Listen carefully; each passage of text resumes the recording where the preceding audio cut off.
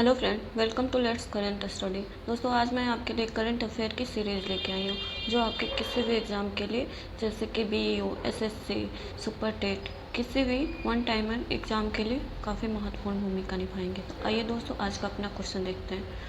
92वें Oscar पुरस्कार में सर्वश्रेष्ठ अभिनेता किसे चुना गया है? तो दोस्तों, 92 ऑस्कर पुरस्कार में सर्वश्रेष्ठ अभिनेता जोकिन फिनिक्स को चुना गया है। इनकी मूवी जोकर के लिए चुना गया है। आइए अपना अगला क्वेश्चन देखते हैं। वैश्विक सामाजिक गतिशीलता सूचकांक 2020 में भारत का कौन सा स्थान रहा है? तो दोस्तों, 76वां भारत का स्थान रहा है। पहला स्थान डेनमार्क का रहा है, अंतिम स्थान आइसबरी कोस्ट का रहा है। दोस्तों, हमारा अगला क्वेश्चन है, 23वें राष्ट्रीय ई गवर्नेंस सम्मेलन की मेजबानी किस राज्य द्वारा की गई है? तो दोस्तों, राष्ट्रीय ई गवर्नेंस सम्मेलन जो 23वां है, ये महाराष्ट्र सरकार के द्वारा की गई है और इसकी थीम क्या है? 2020 में डिजिटल इंडिया। आइए अपने अगले क्वेश्चन की तरफ देखते हैं। सरकार द्वारा देश का पहला हस्तशिल्प गांव बसाने का निर्णय कहाँ लिया गया है? तो दोस्तों, अभी फ़िलहाल में सरकार ने एक हस्तशिल्प गांव बसाने के लिए निर्णय लिया है, वो भी आगरा शहर में। ये गांव आगरा के पास में ही होगा, जिसमें दुनिया भर के कलाकारों को एक गांव में बसाया जाएगा। ये हस्तशिल्प गांव के नाम से जाना जाएगा। आइए अगले क्वेश्चन की तरफ देखते हैं।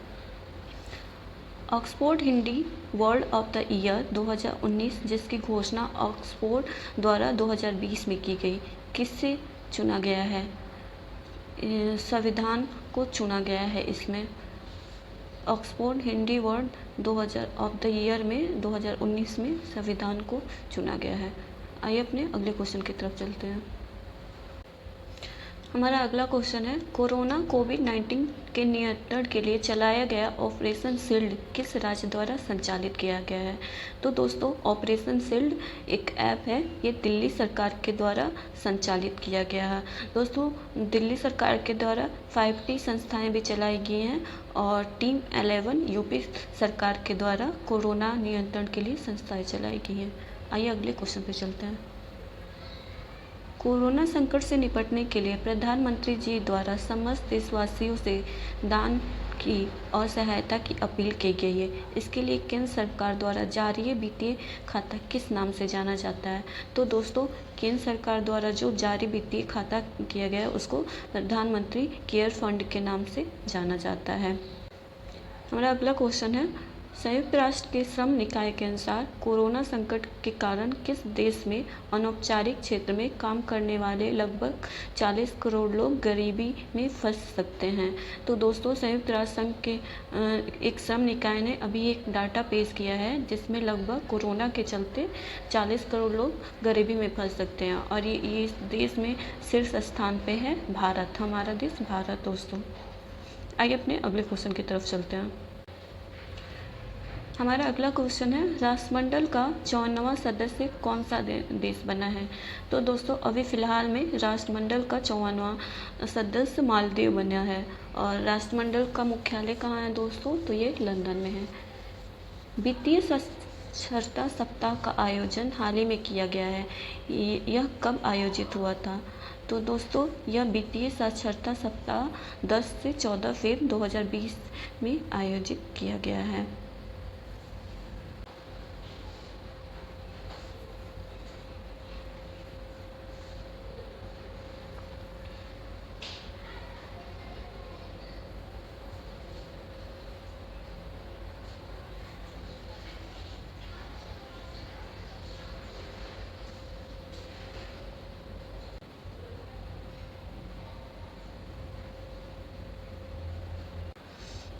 हमारा अगला क्वेश्चन है, चीन ने कोरोना वायरस संक्रमण के केंद्र रहे वुहान शहर में कितने दिन बाद लॉकडाउन ख़त्म किया है?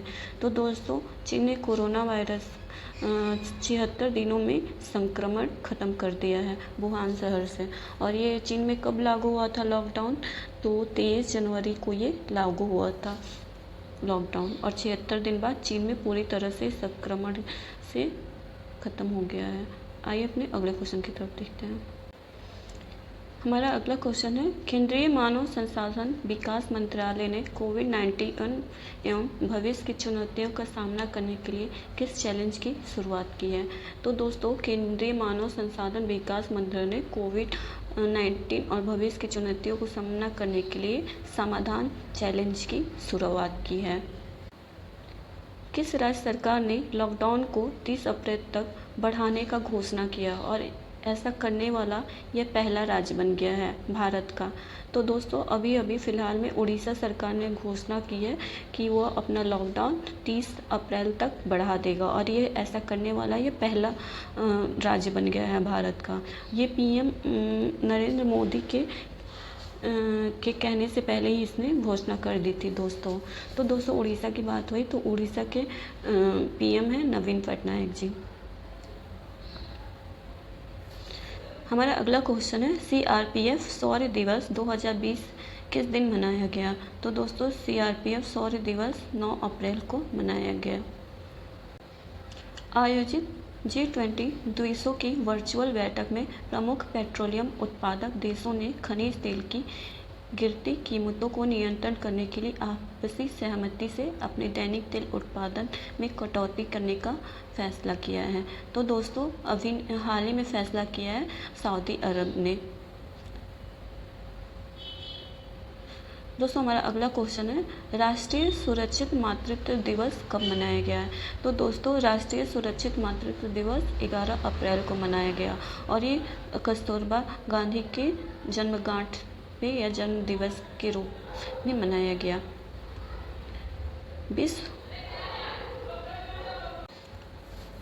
विश्व बैंक के दक्षिण एशिया आर्थिक फोकस आर्थिक अद्यतन के अनुसार कोविड-19 महामारी के कारण वित्त वर्ष 2021 में किस देश की आर्थिक विकास दर की वर्ष 2091 के उदारीकरण के बाद में सबसे खराब रहने की संभावना है। तो दोस्तों, इसका आंसर होगा भारत की। मीन्स इसका है कि 2091 में जो उदारीकरण आया हुआ था अपने देश भारत में, वही 2021 में भी इसकी आशंका की जा रही है, ये विश्व बैंक ने बताया है। तो आइए दोस्तों, अपने अगले क्वेश्चन की तरफ चलते हैं। दुनिया में हाइड्रोक्सीक्लोरोक्विनीन के उत्पादन और निर्यात में कौन सा देश शीर्ष पर रहा है। तो दोस्तों, अपना देश भारत हाइड्रोक्सीक्लोरोक्विन के उत्पादन में शीर्ष पर रहा है। अमेरिकी राष्ट्रपति डोनाल्ड ट्रंप ने किस संस्था को दी जाने वाली सालाना $50 करोड़ की अमेरिकी धनराशि को रोकने की घोषणा की है। तो विश्व स्वास्थ्य संगठन WHO को 50 करोड़ की जो धनराशि अमेरिका सरकार देता था उसको रोकने की अमेरिकी सरकार ने एक घोषणा कर दी है। नगर निगम मंत्रालय ने कोविड-19 के कारण हुए राष्ट्रव्यापी लॉकडाउन के मद्देनज़र सबसे दूरस्थ स्थानों पर भी आवश्यक वस्तुओं की आपूर्ति सुनिश्चित करने के लिए ऑपरेशन लाइफलाइन उड़ान लॉन्च किया है। तो ये किस देश ने किया है दोस्तों? तो ये भारत सरकार ने किया है ऑपरेशन लाइफलाइन उड़ान। ये इसलिए दोस्तों लॉन्च किया गया क्योंकि भारत के बहुत से दूर इलाकों में, ग्रामीण इलाकों में या पहाड़ी इलाकों में ऐसे लोग रहते हैं जिन पे ज़रूरी सामान नहीं पहुंच पा रहा है, तो उनको आर्मी सेना के द्वारा हेलीकॉप्टर के द्वारा इनको ये ज़रूरत सामान आपूर्ति कराई जाएगी। किस संस्था ने कोविड-19 संक्रमित रोगियों से नमूने प्राप्त करने के लिए कोवैक्स का विकास किया है?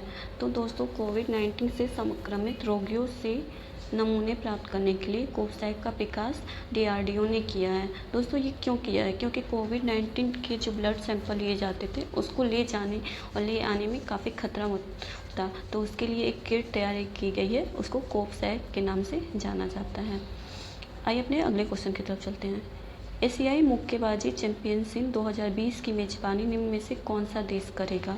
तो दोस्तों, 2020 में एशियाई मुक्केबाजी चैंपियनशिप की मेजबानी हमारा देश भारत करेगा। तो दोस्तों, ये रहा हमारा आज का सीरीज।